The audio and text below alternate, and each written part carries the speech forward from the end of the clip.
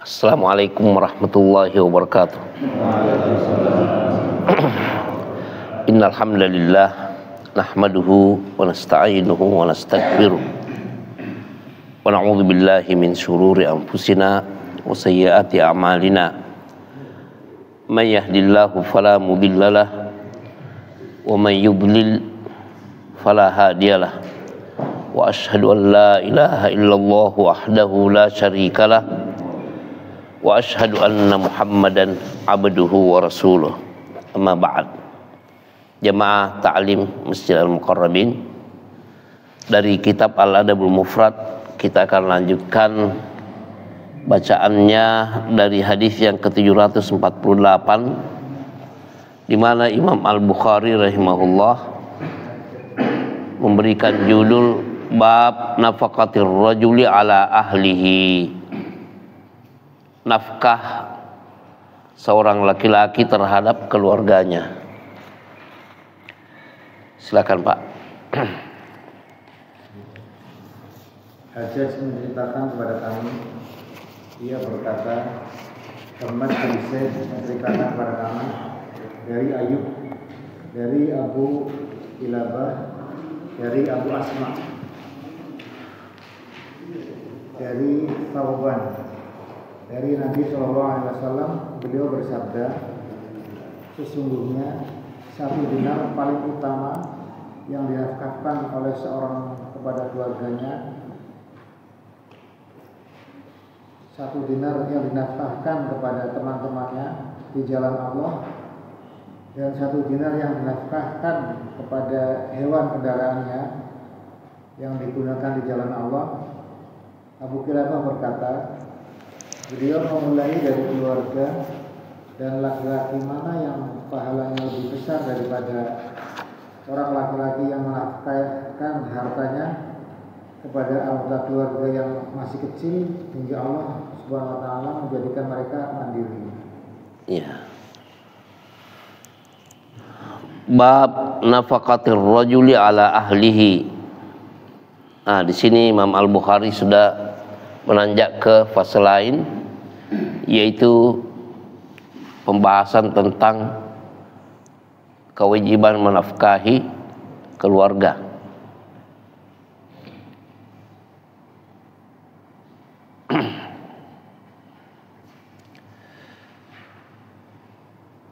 Yaitu dari Thawban radhiyallahu anhu bahwa beliau sallallahu alaihi wasallam bersabda, inna min afdali dinarin anfaqahu ar-rajul ala iyalihi. Dinar, mata uang Pak ya, sama dengan emas. Kalau kita di sini rupiah ya, atau batangan emas, kepingan emas. Inna min afdali dinarin, sesungguhnya sebaik-baik harta, yaitu yang dinafkahkan oleh seseorang. Kalau mau diterjemahkan laki-laki ya,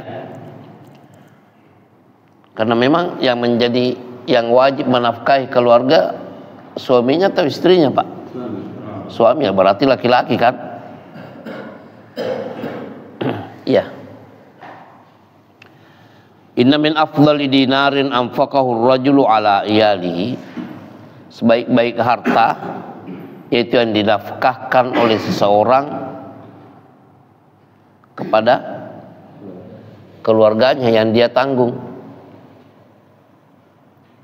Makanya dalam hadis lain Nabi sallallahu alaihi wasallam bersabda, ibda biman ta'ul, mulailah dengan orang yang engkau tanggung, istrimu, anakmu.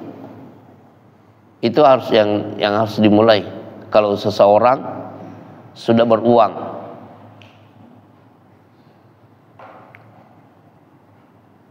Mendapatkan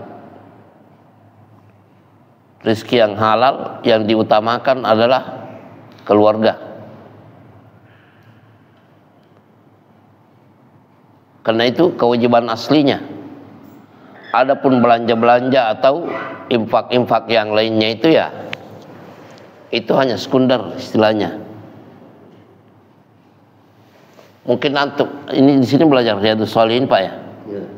Itu ada hadis di babun niyah, yaitu hadis Sa'ad bin Abi Waqqas radhiyallahu anhu. Ini di antara sahabat yang dijamin masuk surga Pak ya. Sa'ad bin Abi Waqqas kan,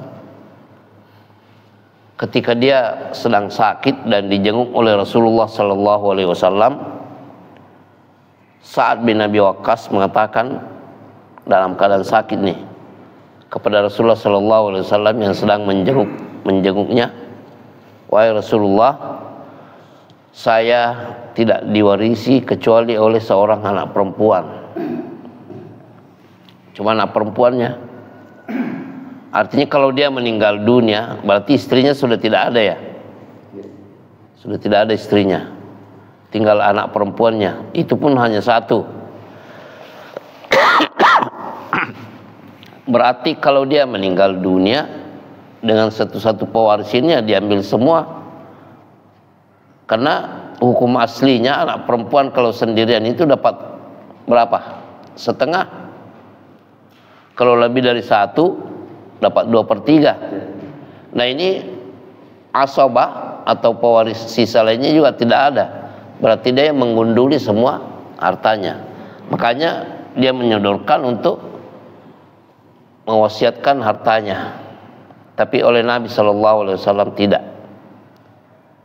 Kalau setengahnya saja bagaimana? Kan memang hak anaknya kan hanya setengah kan? Hanya setengah karena satu perempuan. Rasulullah SAW juga tidak mengiyakan. Lalu bagaimana kalau sepertiga? Rasulullah SAW bersabda ats-tsulus, sepertiga. Was-tsulusu katsir, dan sepertiga itu banyak. Banyak sepertiga itu. Nah,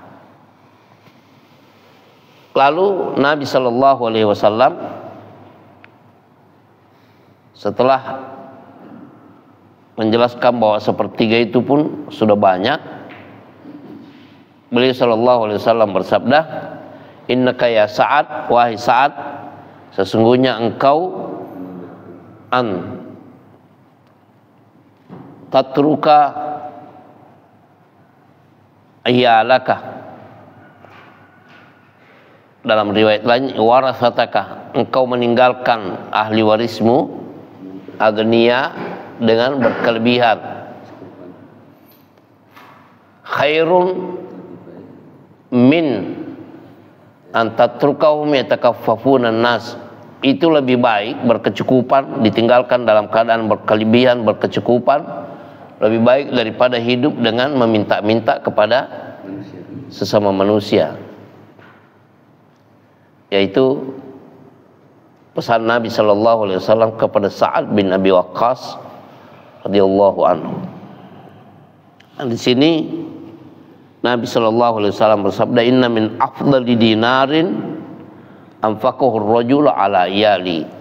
Sebaik-baik harta itu yang dinafkahkan, yang dibelanjakan oleh seseorang untuk keluarganya, istrinya, anaknya.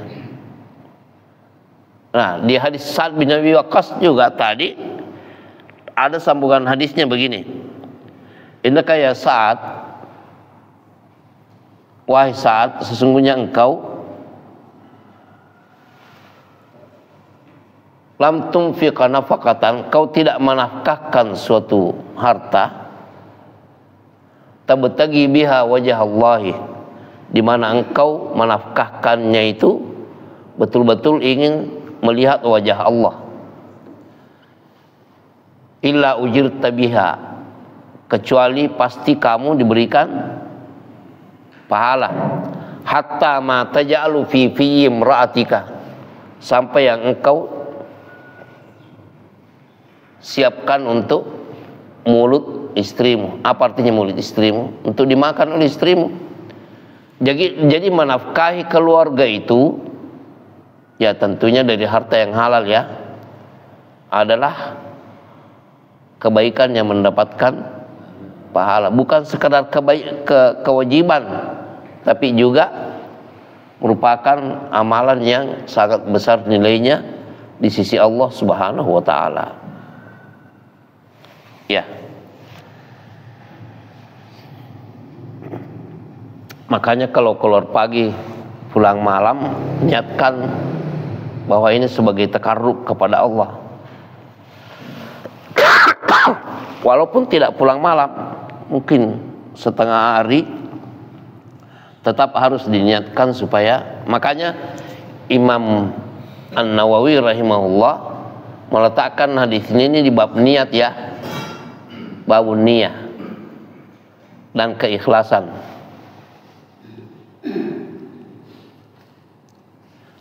Syukran.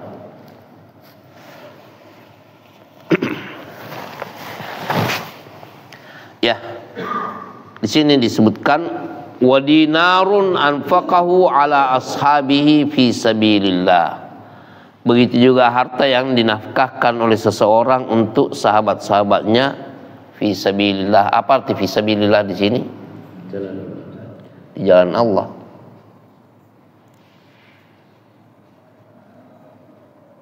Tapi tentunya yang sebelumnya dikedepankan ya, untuk keluarga. Untuk keluarga. Kemudian untuk fisabilillah. Wa dinarun anfaqahu ala dabbatihi fisabilillah. Dan dinafkahkan untuk kendaraannya fisabilillah.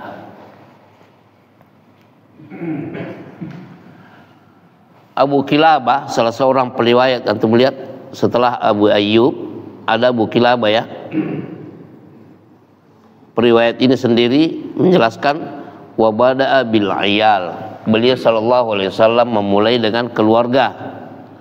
Wa ayyu rajulin a'zamu ajran. Laki-laki siapa yang lebih besar pahalanya? Maksudnya tidak ada seseorang yang lebih besar pahalanya di sisi Allah min rajulin, melebihi seseorang, melebihi pahala seseorang yang yunfiqu ala iyalin sigar, yaitu menafkahi keluarga yang kecil, hatta yughniyahumullahu azza, sampai dengan nafkah ini Allah mencukupi mereka. Ini keagungan ya. Judul babnya nafkah seorang laki-laki terhadap keluarganya.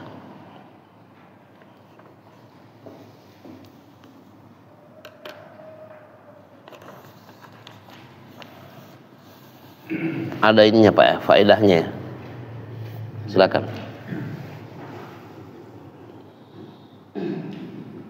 Kandungan hadis dalam hadis ini terdapat perintah agar memberi nafkah kepada keluarga serta penjelasan akan besarnya pahala di dalamnya. Ya.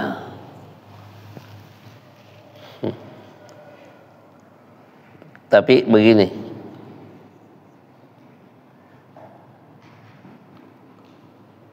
mengapa laki-laki biasanya terlambat menikah, Pak? Alasannya ini ya. Teori semua nih. Dalam riwayat di atas, pemberian nafkah kepada keluarga didahulukan. Lihat, didahulukan ya. Artinya jangan banyak berpikir dulu tentang yang lainnya. Artinya penuhi dulu keluarga, baru pikirkan yang lain. Itu prinsip dan syariat. Lanjut. Karena dalam pemberian nafkah kepada mereka merupakan kewajiban yang paling penting untuk didahulukan. Lalu setelah itu pemberian nafkah kepada tunggangan kendaraan yang ia gunakan untuk berjihad di jalan Allah untuk memperoleh keutamaan tambahan. Ya, artinya itu sekunder semua.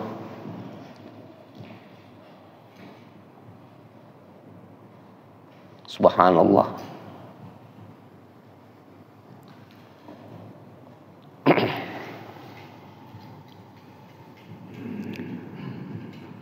Coba dibaca hadis sesudahnya, Pak. Hajjaj menceritakan kepada kami, ia berkata, Syu'bah menceritakan kepada kami, ia berkata, Adi bin Thabit mengabarkan kepadaku, ia berkata, aku telah mendengar Abdullah bin Yazid menceritakan dari Abu Mahfud al-Badri dari Nabi SAW. Beliau bersabda, barang siapa memberi nafkah kepada keluarganya dan ia mengharapkan pahala darinya, nafkah itu merupakan sedekah baginya. Ya, ada pahala sedekah ya di dalam menafkahi keluarga. Ini memperkuat hadis sebelumnya bahwa kita harus mengutamakan keluarga. Kandungannya, Pak? Kandungan hadis ini menunjukkan bahwa pahala suatu amal tidak akan diperoleh jika tidak diiringi dengan niat. Nah, makanya para ulama ketika bicara tentang niat ini juga artinya memang kewajiban, sama dengan sholat, wudu, semua juga kewajiban, tapi kan innamal a'malu binniyat. Kita mendapatkan pahala itu kalau kita meniatkan. Bahkan niyatul mu'min afdalu min amalihi. Niat seseorang mukmin itu lebih dikedepankan atau lebih utama daripada amalannya. Karena terkadang meniatkan sesuatu itu kebaikan walaupun belum terbukti sudah dinilai di sisi Allah Subhanahu wa ta'ala. Dan itu peristiwa-peristiwa dalam sejarah Islam itu banyak tentang hal ini. Terkadang seseorang terhalang untuk melakukan sesuatu kewajiban atau suatu ibadah, tapi karena niatnya sudah terjadi, ya Allah memuliakan dia dengan pahala yang besar. Anak pernah di sini menceritakan di antara kepingan sirah atau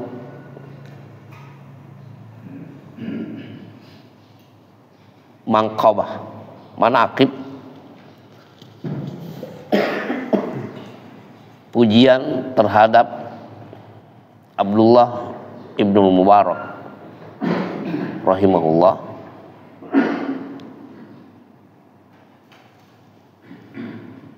Ketika dia sudah menyiapkan diri berangkat dan sudah mulai perjalanan, sudah meninggalkan perkampungan menuju ke Mekah. Ketika Abdullah bin Mubarak sudah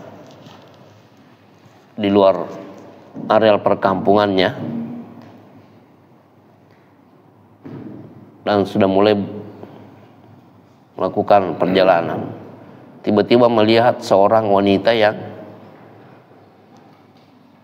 memungut seekor bebek yang sudah mati.